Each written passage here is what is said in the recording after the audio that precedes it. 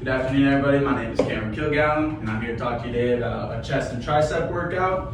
A little bit about myself. I'm an ex-football and baseball player all throughout high school, and I've been lifting for about 5 years now, and I'm currently a USA powerlifter. I can't stress enough about how this workout might not be beneficial for you. However, I hope you can get some information about it, and you can take it and incorporate it into your workouts as well. You must remember that everybody's body is different, everybody's body reacts differently, and what works for me may not work for her or work for him. So, to get started, a main lift.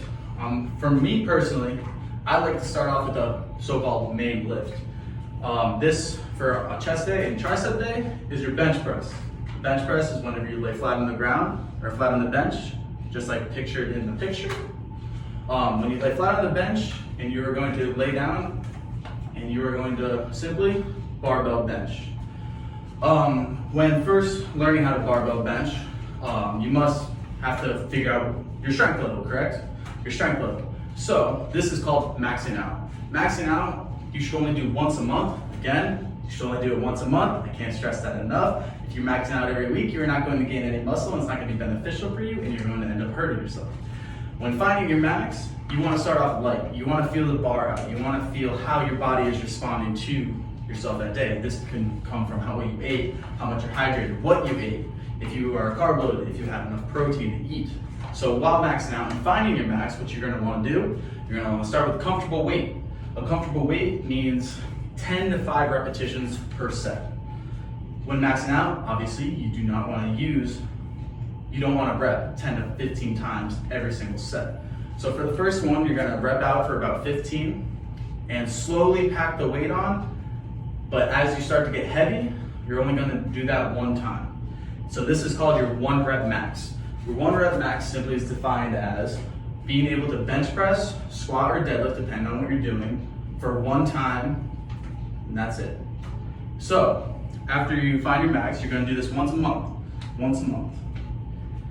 Your main lift continued. This right here, I have pictured on the screen as a little table. How to break down percentages, how to break down your reps, and what you're gonna do. After you max out, you should take about 3 days off from that because you've already worked your chest. And then you're gonna use this percent system. 45% of your max, 55%, 65%, 75%, 85%, and 95% of your max. This simply means that you are going to multiply your max, multiply it by 45% or whatever you're using, and then you're going to subtract 45 from that because that is the weight of the bar, divided by 2, and that is how you figure out what is on each side of your barbell. There are 2 different sides of a barbell, and you want to make sure it's even. You do not want to make sure your bar is uneven because then you're going to be pushing and you become unbalanced and you're going to end up hurting yourself. Your reps, however, are a little bit different.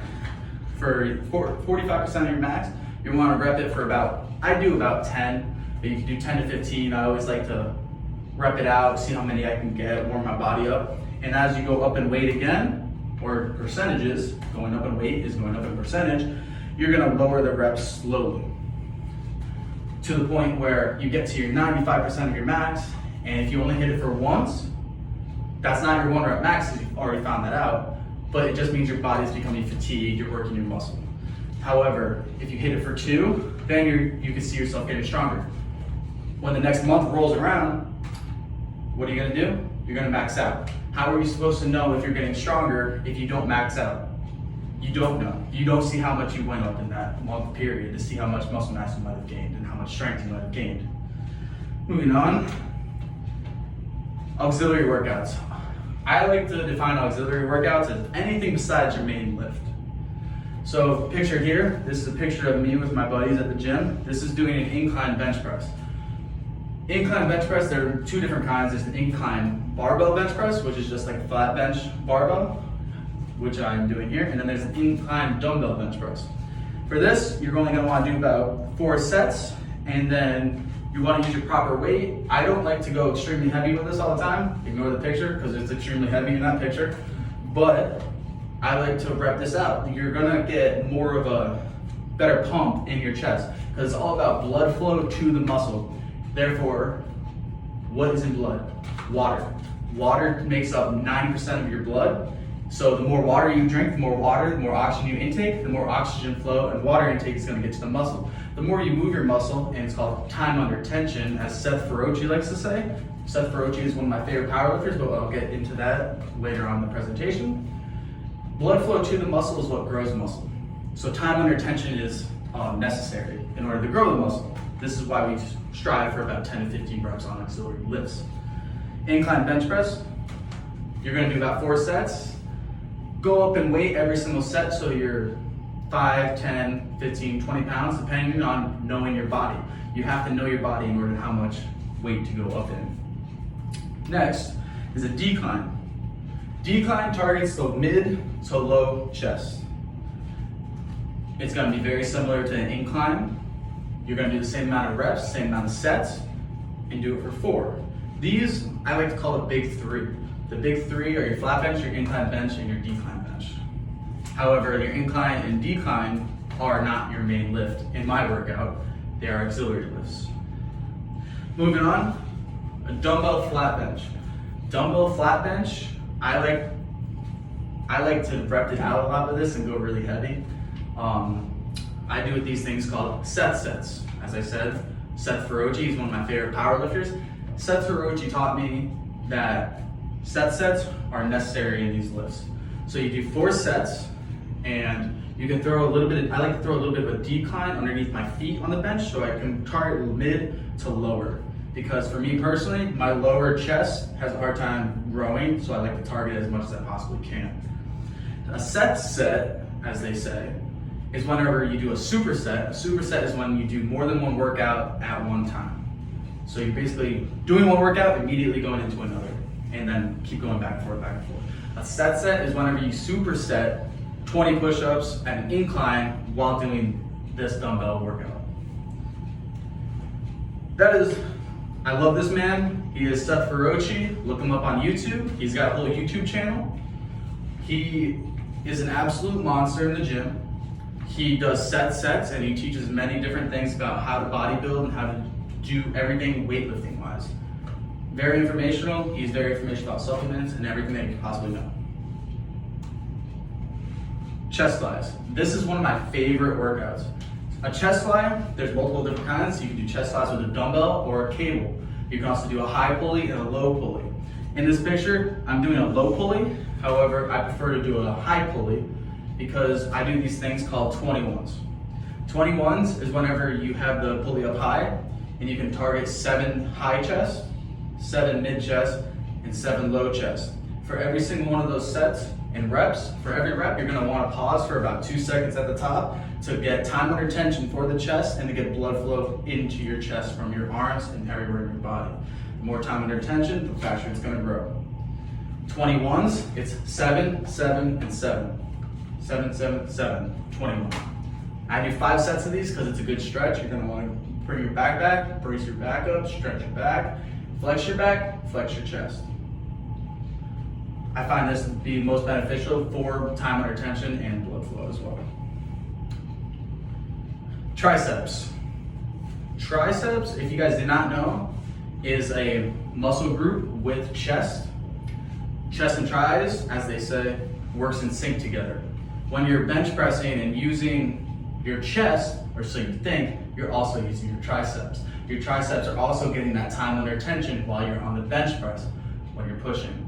You're also using a little bit of shoulders, however, we're targeting triceps. In this picture here, this is a picture of me doing these things that I like to call seated tricep pull downs.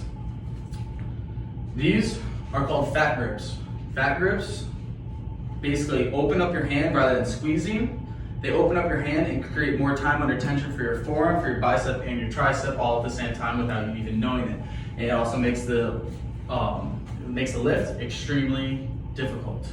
Time under tension, I also read about in the weightlifting encyclopedia. Time under tension is key for building muscle. It's key for building muscle, getting blood flow. Again, I hate to hit it on the horn, but a gallon of water. Drinking a gallon of water creates more blood flow, helps the oxygen flow, and create more oxygen to your muscle group. Back to this picture, this is tricep pull downs. I do these with fat groups, and I do another version of a Seth set. Basically, what you're gonna do, pick a high weight where you can rep for about 10, drop the weight to half of the weight that you're using, and double the reps. So say I did 10 reps at 100 pounds, tricep pull downs. Immediately after I'm done with that, drop the weight to 50 pounds, up the reps to 20. And then 30-second break, go back into 100 pounds, 10 reps, 50 pounds, 20 reps. And you're gonna keep going until you burn. I do about 3 to 5 reps depending on how my body feels that day. All right, this is singular tricep pull downs. You do single arm, or bilateral is 2 arms, unilateral is single arm. So unilateral simply isolates the muscle group that you're trying to target. So just like I did in that previous picture, a pull down, tricep pull down, single arm, it isolates the arm. Isolates the arm so that, believe it or not, when you're weightlifting in bilateral form, it's not dumbbell related, but barbell related or rope related, like I was just showing. One arm tends to take over because one side is more dominant than the other. One side will begin to pull harder than the other, therefore the other one is lacking and it's not getting that full pump. This is why you isolate with a single arm. This, I kind of came up with 2 months ago. This is my own personal circuit. A circuit, if you guys don't know, is a workout when you do 3 or more workouts. A superset is when you do 2 or more workouts at the same time. So this is, I call the C-Kill circuit for triceps. Basically, I have this pictured out in the exact order. You're gonna sit on the bench, just like that, and you're gonna do these things called skull crushers. Skull crushers is whenever you have a narrow grip on the barbell and simply lower it down to your head and go up. You're gonna hit 10 reps at that, and then your next workout, you're gonna stand up immediately after you hit that, and you're gonna do over the head tricep extensions, which simply you have it up over your head like this, and extend your triceps. You're gonna hit 10 at that, and then you're gonna sit back down on the bench press, and you are going to do a narrow grip bench for absolute max reps to get your triceps burning. All of this while using a fat grip. Keeping your hands open, keeping that pump, as they say, open.